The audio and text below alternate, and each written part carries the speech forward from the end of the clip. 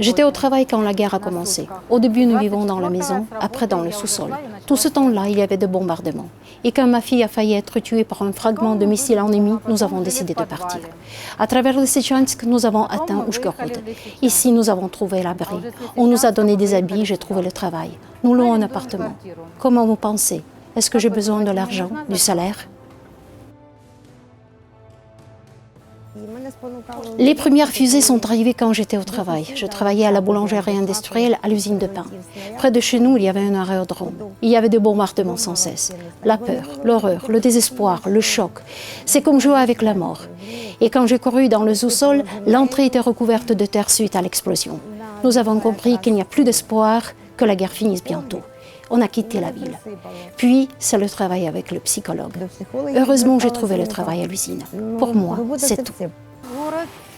Il y avait des bombardements sans cesse. On a dû fuir avec ma fille handicapée. On a commencé nos vies à partir de zéro à Uzhgorod. J'ai changé mon emploi de l'entrepreneur dans le commerce au travail à l'usine de confection.